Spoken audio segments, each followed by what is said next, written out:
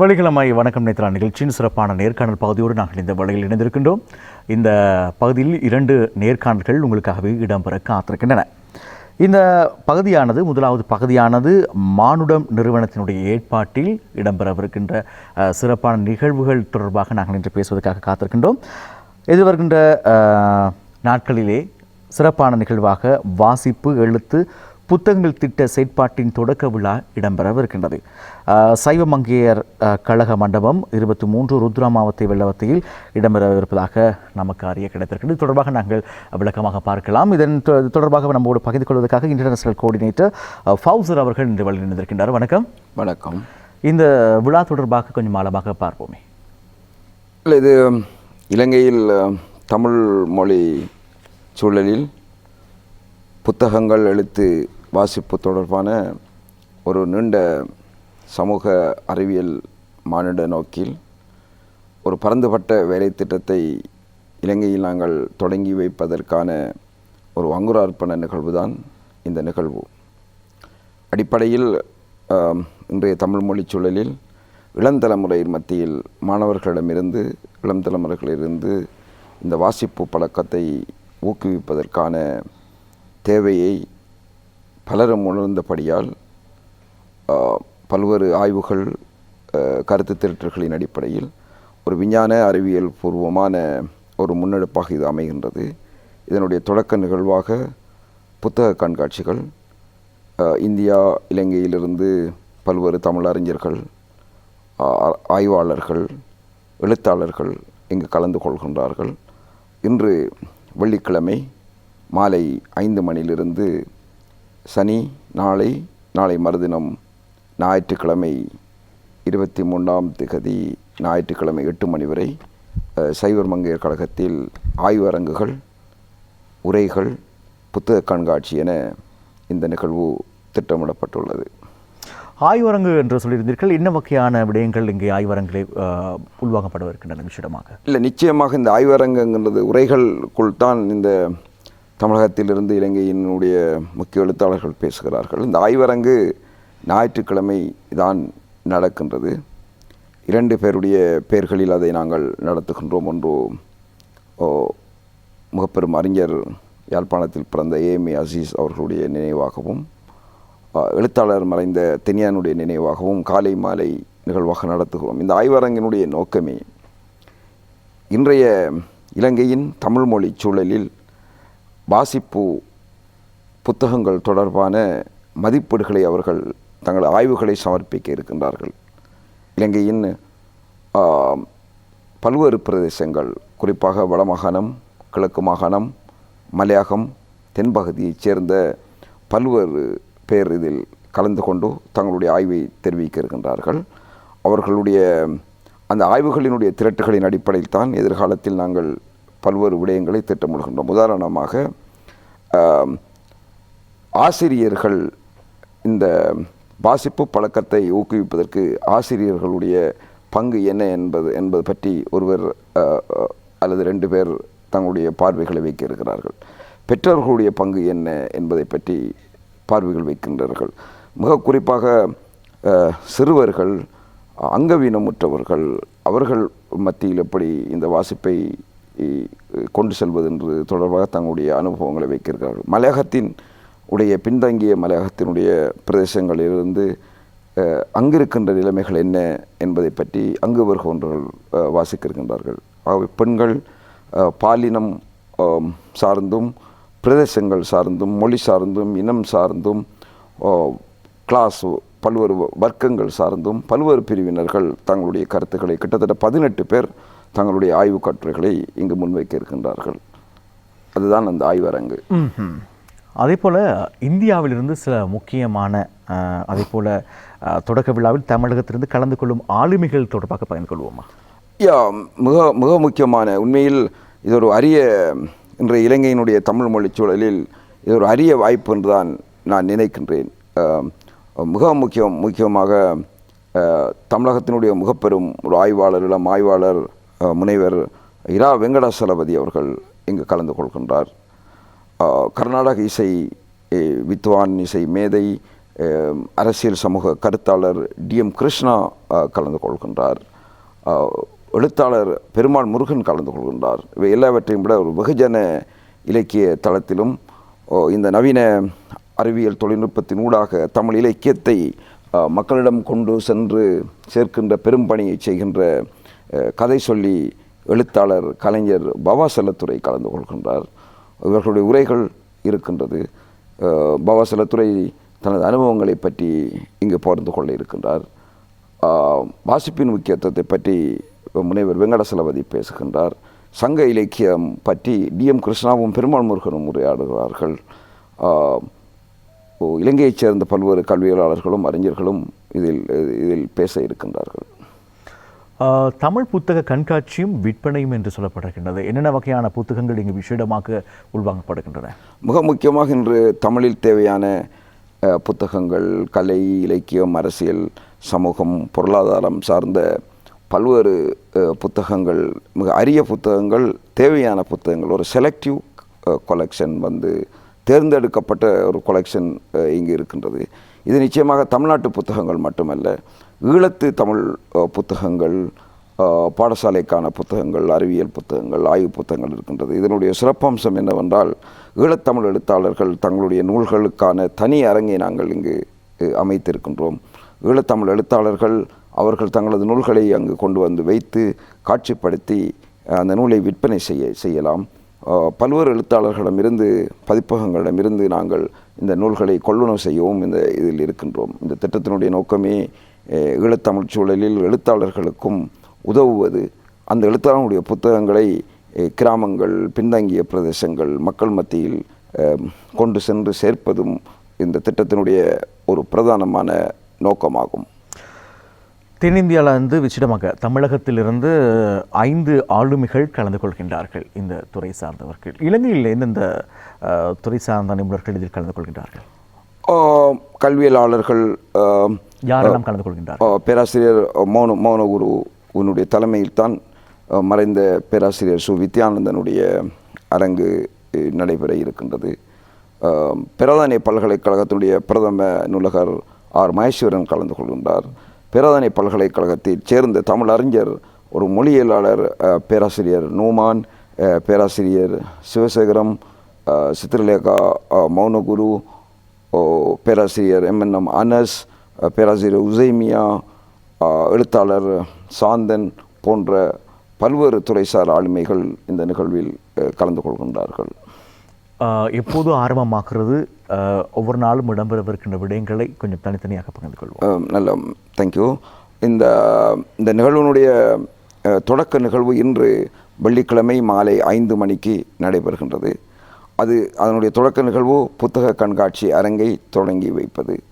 இந்த புத்தக கண்காட்சி அரங்குக்கு நாங்கள் மலையகத்தைச் சேர்ந்த ஒரு ஆசிரியர், மலையக சமூக உருவாக்கத்தில் ஒரு முக்கிய பாத்திரத்தை வைத்த தோழர் மறைந்த வி.டி. தர்மலிங்கம் அவர்களுடைய பெயரை வைத்திருக்கின்றோம். முழு நாளும் இதை வைத்திருக்கின்றோம். அதற்கு முக்கியமான விடயம் இருக்கின்றது. இந்த ஆய்வு செயற்பாட்டு தளத்தில் நாங்கள் செயற்படுகின்ற போது மிக அடிப்படையாக காணுகின்ற விடயம், இந்த மலையக பின்தங்கிய இந்த மலையகத்தினுடைய பிரதேசங்களில் மிக முக்கியமாக இந்த விடைகளை செய்ய வேண்டியிருக்கின்றது. பல தகவல்களின்படி, கண்டடைந்த பல்வேறு தகவல்களின்படி மலையகத்தின் பல்வேறு பிரதேசங்களில் இன்னும் ஒரு ஒழுங்கான நூலகங்கள் கூட இல்லாத நிலை காணப்படுகின்ற நிலைமைகளை நாங்கள் அறிந்து கொள்கின்றோம். அந்த வகையில் ஒரு ஒடுக்கப்பட்ட மக்கள் என்ற அடிப்படையில் அவர்களுக்கு நாங்கள் இந்த முன்னுரிமை வழங்குவதற்காக இந்த 3 நாளும் இந்த புத்தக கண்காட்சிக்கு தோழர் வி.டி. தர்மலிங்கம் அவர்களுடைய பெயரை நாங்கள் வைத்திருக்கின்றோம்.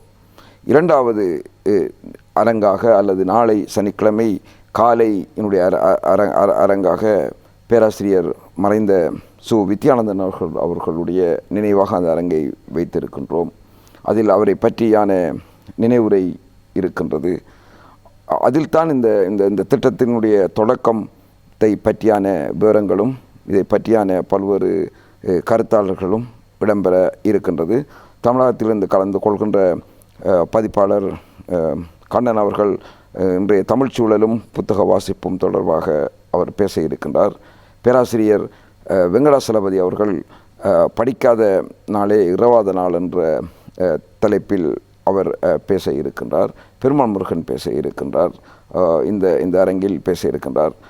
மதியம் மறைந்த நமது கவிஞர் மகாவியினுடைய நினைவாக அந்த அரங்கு இருக்கின்றது. அதில் இலங்கையினுடைய மிகப்பெரும் முக்கியமான தமிழுக்கு பணியாற்றிய பேராசிரியர், கவிஞர், கிரிட்டிக், விமர்சகர் M.A. நூமான் அவர்களுடைய 2 முக்கியமான தொகுதிகளை நாங்கள் அந்த அரங்கில் வெளியிடுகின்றோம். ஒன்று அவருடைய இதுவரையான ஒட்டுமொத்தமான கவிதைகளை, தேர்ந்தெடுத்த கவிதைகளை தொகுத்த ஒரு பெருந்தொகுப்பான உதயப்பொழுதும் அந்தி மாலையும் என்ற கவிதை தொகுதியை வெளியிடுகின்றோம். அந்த தொகுதி பற்றி ஓய்வு பெற்ற ராஜதந்திரி கவிஞர் அசீஸ் அவர்கள் அங்கு பேச இருக்கின்றார். இரண்டாவது அவருடைய கவிதையும் ஈழத்து அனுபவம் என்கின்ற ஒரு தேர்ந்த கட்டுரை தொகுதி வெளியிடுகின்றோம். அது ஒரு மிக முக்கியமான ஒரு தொகுதி. அதை பற்றி பேராசிரியர் சித்திரலேகா மோனகுரு அவர்கள் பேச இருக்கின்றார். சுதர்சன் செல்லத்துறை பேச இருக்கின்றார். அதனுடைய மகாகவியினுடைய அந்த அரங்கில் மகாகவி பற்றி கலாநிதி ஜீவராஜ் அவர்கள் யாழ்ப்பாணத்திலிருந்து வந்து தனது ஆய்வுக் கட்டுரையை சமர்ப்பிக்க இருக்கின்றார். ஞாயிற்றுக்கிழமை காலை இருக்கின்ற நிகழ்வு A.M. அசீஸ் அவர்களுடைய நிகழ்வு. நான் ஏற்கனவே சொன்னது போல் அதுதான் இந்த நிகழ்வினுடைய இந்த ஆய்வு அரங்குக்கான நிகழ்வாக இருக்கின்றது. அதில் பல்வேறு பேர் பங்கு பற்றுகின்றார்கள். A.M. அசீஸ் பற்றிய நினைவுரையை முன்னாள் கல்வியாளரும் முன்னாள் அமைச்சுகளின் செயலாளருமாக இருந்த நஹியா அவர்கள் பேச இருக்கின்றார். மாலை மறைந்த எழுத்தாளர் தெனியானுடைய நினைவாக அந்த அரங்கு இருக்கின்றது. அதிலும் இந்த ஆய்வு முயற்சிகள் தொடங்குகின்றது. இறுதியாக தமிழகத்திலிருந்து கலந்து கொண்டிருக்கின்ற பவா செல்லத்துறை அவர்களுடைய சிறப்பான உரை இருக்கின்றது. பவா அவர்கள் இன்று வெள்ளிக்கிழமை 7 மணிக்கு மாலை 7 மணிக்கு பேசுகின்றார். அதேபோல் ஞாயிற்றுக்கிழமையும் இந்த நிகழ்வினுடைய நிறைவாக ஞாயிற்றுக்கிழமை மாலை 6 மணிக்கு பவா செல்லத்துறை அவர்கள் பேசுகின்றார். மலையகத்தில் பல நூலகங்கள் இல்லை, புத்தகங்கள் இல்லை என்பது தொடர்பாக குறிப்பிட்டிருந்தீர்கள். ஆக இந்த அரங்கிலே அந்த மலையகத் தலைவருடைய பெயர் மாத்திரம்தான் இருக்குமா, அல்லது அங்கே மலையகத்தில் நூலகங்கள் உருவாக்குவதற்கு அல்லது இருக்கின்ற நூலகங்களுக்கு புத்தகங்களை நீங்கள் வழங்குவதற்கு என்ன வகையான ஏற்பாடுகளை செய்திருக்கின்றீர்கள்? நிச்சயமாக நான் ஏற்கனவே அதான் உங்களுக்கு சொன்னோம். எங்களுடைய தரவுகளினுடைய சேகரிப்பின் அடிப்படையிலும் மிக முன்னுரிமை கொடுத்து செயற்பட வேண்டிய பகுதியாக பிரதேசமாக மலையகம் இருக்கின்றது. ஏற்கனவே அங்கு இருக்கின்ற செயற்பாட்டாளர்கள் பலர் இதில் கலந்து கொள்கின்றார்கள். இந்த திட்டம் வந்து ஒரு கூட்டு சமூக முயற்சி. சமூகத்தில் இருக்கின்ற பல்வேறு பிரிவினர்களையும் இதில் பங்காற்றுவர் இருக்கிறோம். மலையகத்தில் இருந்து கணிசமான பிரிவினர் இந்த திட்டத்திற்குள் உள்வாங்கப்பட்டிருக்கின்றார்கள். நிச்சயமாக நாங்கள் எங்களுடைய திட்டத்தின் அடிப்படையில் மலையகத்தின் முக்கியமான பகுதிகளுக்கு அல்லது முக்கியமான இனங்கண்ட பிரதேசங்களுக்கு நூல்கள் வழங்குவது மட்டுமல்ல. இப்போ இருக்கின்ற சிக்கல் அதுதான். பெருமளவு இருக்கின்ற நூல்களும் கூட அலுமாரிகளில் அல்லது லைப்ரரி வாசகசாலைகளில் ஒரு காட்சி பொருளாக இருக்கிறது. ஆகவே இந்த வாசிக்கின்ற இந்த செயற்பாட்டை, இந்த மனநிலையை விருத்தியாக்குகின்ற ஒரு சமூக சூழலை உருவாக்குகின்ற விடயங்களை நாங்கள் அதிகமாக முன்னுரிமை கொடுக்க இருக்கின்றோம். இது வெறும் புத்தகத்தை கொடுத்து நீங்கள் வாசிங்க என்று சொல்கின்ற விடயம் அல்ல. இந்த வாசிப்புக்கான ஏதுகள், இந்த வாசிப்புக்கான முக்கியத்துவம், இதனை ஒரு சமூக பொறிமுறையாக நடத்துவது தான் எங்களுடைய நோக்கமாக இருக்கின்றது. அதுக்கு என்ன திட்டங்களை வைத்திருக்கின்றீர்கள்? இல்லை, நிச்சயமாக அதுக்கு நிறைய ஒர்க் ஷாப்புகள் நடத்த இருக்கின்றோம். பெற்றோர்கள் குறிப்பாக இந்த 2 விடயங்கள் இதில் மிக பிரதானமான விடயம். இந்த ஆசிரியர்கள் உதாரணமாக இலங்கை தமிழ்ச்சூழலை நாங்கள் எடுத்துக்கொண்டால் 70-80களில் இருந்த இன்றைய நவீன அறிவியல் வளர்ச்சி, இந்த உலகமயமாக்கலின் காரணமாக ஏற்பட்ட தொழில்நுட்ப மாற்றங்கள் வாசிப்பை ஓரளவு பாதித்து இருக்கின்றது. ஆனாலும் கூட வாசிப்பு இன்று பெருமளவு மேலை நாடுகளிலும் பல்வேறு பிரதேசங்களிலும் பல்வேறு மக்கள் பிரிவினர்களும் ஆழமாக இருக்கிறது. எங்களுக்கு ஒன்று தேவை என்றால் நாங்கள் ஆழமாக ஒன்றை தேடி அறிந்து கொள்ள வேண்டும் என்றால் வாசிப்பை தவிர நமக்கு வேறு எந்த வழியும் இல்லை. இந்த 70-80களில் இந்த தமிழ்ச்சூழலில் இருந்த இந்த ஆசிரியர்களுடைய பங்களிப்பு நீங்கள் ஒவ்வொருவரையும் கேட்டால் ஒவ்வொரு பாடசாலை மாணவர்களாக இருந்தவர்களையும் கேட்டால் அந்த ஆசிரியர்கள் என்ன பெரிய பாத்திரத்தை இந்த இந்த தளத்தில் வைத்திருக்கின்றார்கள் என்பது நமக்கு தெரியும். ஆனால் பின்வந்த காலங்களில் இந்த நிலைமைகளின் காரணமாக இந்த ஆசிரியர்களே வாசிப்பில் ஆர்வம் இல்லாமல் இருப்பது, ஆசிரியர்களே மாணவர்களை வாசிப்பை நோக்கி ஊக்குவிக்காமல் இருக்கின்ற தன்மையை நாங்கள் காண்கின்றோம். முதலாவது ஆசிரியர்கள், இரண்டாவது பெற்றோர்கள். குடும்பங்களில் பெற்றோர்கள் மாணவர்களை, தங்களுடைய பிள்ளைகளை ஊக்குவிக்கின்ற ஒரு சூழலை நாங்கள் உருவாக்க வேண்டியிருக்கிறது. இதற்கு எந்த ஆய்வின் அடிப்படையில் நீங்கள் ஆசிரியர்கள் வாசிப்புக்கு ஊக்குவிக்கவில்லை என்று நீங்கள் குற்றச்சாட்டினை முன்வைக்க? 100% இதில் மிக பிரதானமான விடயம். எந்த தரவின்படி நீங்கள் இதனை முன்வைக்க? அதில் மிக தெளிவான விஷயம் இது. நீங்கள் தரவை கேட்டால் மிக தெளிவாக இதை பற்றி பேசலாம். இதற்கு 2 காரணங்கள் இருக்கின்றது. ஒன்று, இந்த கல்வி முறைமையின் காரணமாக ஏற்பட்டிருக்கின்ற இந்த பாட விதானங்களை கற்கின்றது, அல்லது இந்த சிலபஸுக்கு ஊடாக கற்கின்றது மட்டும்தான் மிக பிரதானமான விடயம் என்கின்ற ஒரு போக்கு அல்லது ஒரு மனநிலை ஊட்டப்படுகின்றது. அதாவது நீ சிலபஸை படித்தால் நல்ல பெறுவர் எடுத்துக்கொள்ளலாம். அது சிலபஸுக்கு வெளியில் நீ படிக்கிற இலக்கியமோ வேறு எந்த இதுகளோ உனது பெறுவர்களை உயர்த்துவதற்கு வாய்ப்பு தராது என்கின்ற முதலாவது கருதுகோள். 2வது, நேரம் இல்லை. அதாவது இந்த பாடத்திட்டங்களை படிப்பதற்கே மாணவர்களுக்கு நேரம் இல்லாத போது நீ ஏன் மற்றவற்றை வாசிக்கின்றாய் என்கின்ற கேள்வி. ஆகவே அது அல்ல. இப்போ இன்று மேலை நாடுகளில் நீங்கள் பார்த்தால் ஒரு வாசிக்கின்ற ஒரு மாணவன் அல்லது ஒரு மாணவி தன்னுடைய பெறுவர்களை அதிகமாக பெறுவதற்கான வாய்ப்புகளையும் தனது பரீட்சையை மிக தெளிவாக எதிர்கொள்வதற்கான மனநிலையும் தான் இந்த வாசிப்பு தருகின்றது என்று தான் இந்த மேலை அறிவியல் சொல்கின்றது. ஆகவே நாங்கள் கண்டிருக்கின்ற பல்வேறு ஆய்வுகள், பல்வேறு தரவுகளின் அடிப்படையில் ஆசிரியர்கள் இந்த வாசிப்பினை ஊக்குவிப்பதற்கு பின்னிற்கின்ற அல்லதற்கான ஒரு மனநிலை இல்லாமல் இருக்கின்ற சூழல் முதலில் மாற்றப்பட வேண்டும் என்பதுதான் எங்களுடைய மிக தீர்மானமான விடயம். சரி, 21ஆம் தேதி, அதாவது இன்றைய தினம் ஆரம்பமாகிறது இந்த நிகழ்வு. 22ஆம் தேதி மற்றும் 23ஆம் தேதியிலும் இடம்பெறவிருக்கின்றது. ஆகவே இதுக்கான அனுமதி இலவசமா, என்ன வகையாக இங்கே மக்கள் வருவதற்கான வாய்ப்பு இருக்கிறது? அதே போல் அங்கே இருக்கின்ற சுகாதார மற்றும் ஏனைய வசதிகள் எவ்வாறு ஏற்பாடு செய்யப்பட்டுள்ளன? இல்லை, ஓரளவு இது ஒரு முக்கியமான நிகழ்வு. பெருமளவு ஆக்கள், பெருமளவு வாசகர்கள், எழுத்தாளர்கள், கல்வியலாளர்கள் கலந்து கொள்வதற்கான ஒரு சூழல் இதில் இருக்கின்றது. நீங்கள் கேட்கின்ற விடயம் இது அனுமதி இலவசம். அதில் மிக குறிப்பாக இங்கு இந்த இந்திய புத்தகங்கள், இந்தியாவினுடைய இந்த நாணய பெறுமதிகளின் அடிப்படையில் இந்திய புத்தகங்கள் அதிக விலையில் விற்கின்றார்கள். அதை நாங்கள் புத்தக சாலைகளையோ புத்தக விற்பனையாளர்களோ குறை சொல்ல முடியாது. அவர்களும் பல்வேறு காரணங்களை சொல்கிறார்கள். ஆகவே நாங்கள் இதில் ஒரு சிறப்பம்சமாக செய்திருக்கின்றது. இந்த நூலகங்கள், இந்த வாசகர்கள் இந்தியன் பெறுமதியில் 5 மடங்கு விலைக்கு தங்களுக்கு தேவையான இந்திய புத்தகங்களை பெற்றுக்கொள்ளலாம் என்கின்ற விடயமும், ஒரே இடத்தில் இந்த ஈழத்து புத்தகங்களை பெற்றுக்கொள்வதற்கான வாய்ப்பு இருக்கின்றது என்பதும், எதிர்காலத்தில் ஈழத்து எழுத்தாளர்கள் தங்களுடைய நூல்களை பதிப்பிப்பதற்கான வாய்ப்புகளை வருகின்ற இருக்கின்ற பதிப்பாளர்களுடன் கலந்து பேசி அந்த சூழலை ஏற்படுவதற்கான வாய்ப்பாக இருக்கிறது. ஆகவே ஒரு செம்மையான ஏற்பாடு இருக்கிறது. வாகன திரைப்படம், உணவு, ஏனைய அத்தியாவசிய தேவைகளுக்கான வசதிகள் அனைத்தும் ஏற்பாடு செய்யப்பட்டிருக்கின்றது. ஆகவே ஓரளவு ஒழுங்கமைக்கப்பட்ட, திட்டமிடப்பட்ட நிகழ்வாகத்தான் இது இருக்கின்றது. நிச்சயமாக விசேடமாக ஆய்வரங்கு, உரைகள் மற்றும் புத்தக கண்காட்சி மற்றும் விற்பனை இடம்பெறவிருக்கின்றன. ஆகவே ஆய்வரங்கு என்பது ஆரோக்கியமான கருத்தாளர்கள் என்பது வளமிக்க சமூகத்துக்கு ஒரு அடித்தளமாக அமையப் போகிறது. அதே போல சிறப்பான ஆளுமைகளுடைய உரைகள் நமக்கு வழிநடத்துகின்ற ஒரு சிறந்த ஒரு வழிகாட்டியாக அமையப் போகின்றது. அது மாத்திரமல்ல, புத்தக கண்காட்சி மற்றும் விற்பனையும் மனிதனை ஒரு பூர்ணமாக்க வருகின்றதாகவே இப்படியான ஒரு சிறப்பான விழாவில் நீங்களும் கலந்து கொள்ளுமாறு உங்களை நாங்கள் தேசிய அலைவரிசை இதில் அன்போடு கேட்டுக்கொள்கின்றோம். மாடம் நிறுவனத்தினுடைய ஏற்பாட்டிலே இடம்பெறவிருக்கின்ற இந்த நிகழ்வு சைவ மங்கையர் கழக மண்டபம் இலக்கம் 23 ருத்ரா மாவத்தை வெள்ளவத்தையில் இடம்பெறவிருக்கின்றது. இன்று மாலையும்